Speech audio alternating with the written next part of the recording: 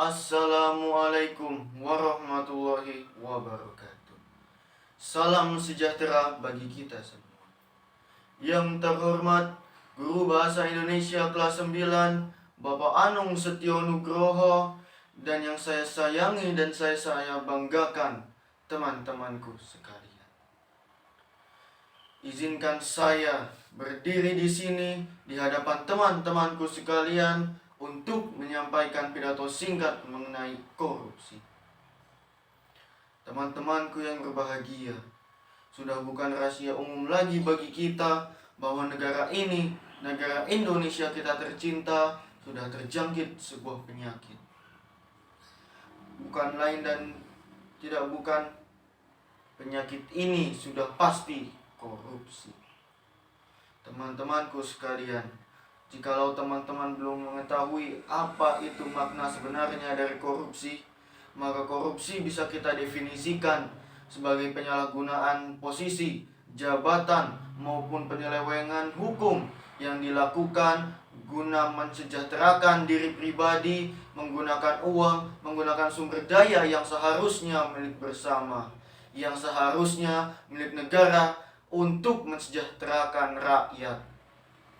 Teman-temanku sekalian, tidaklah kita merasa kesal, tidaklah kita merasa benci, dan tidaklah kita merasa jenuh dengan kondisi korupsi di negara ini.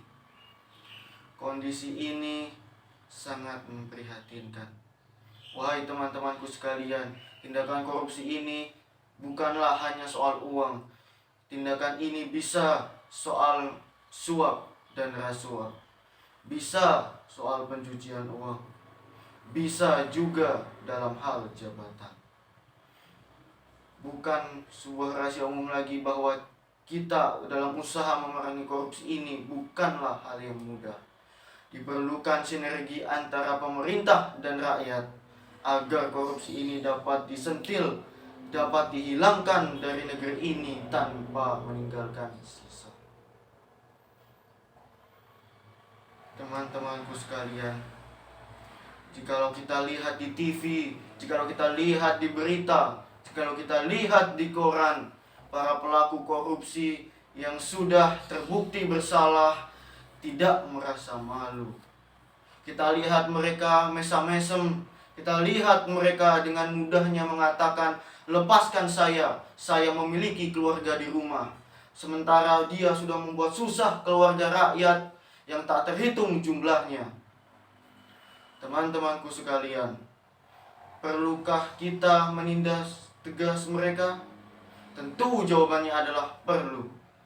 Pemerintah ada baiknya membuat sanksi tegas untuk menindaklanjuti mereka.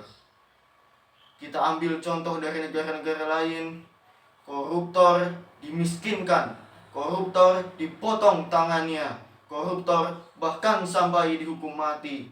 Sementara lihat apa yang terjadi di negara kita.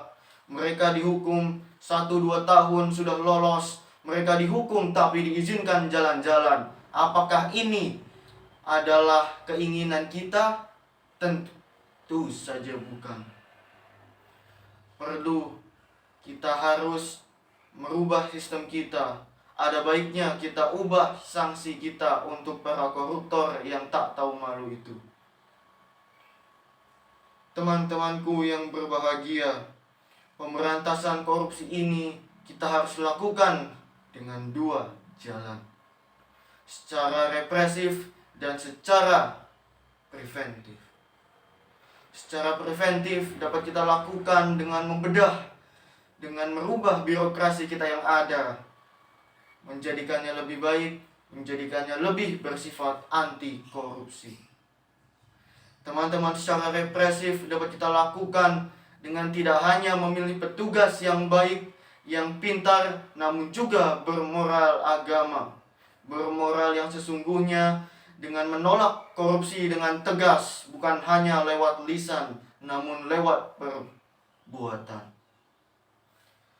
Teman-temanku sekalian, apabila kita sering dengar kata-kata berantas korupsi sampai ke akar-akarnya, maka justru kita harus berantas korupsi dari akarnya.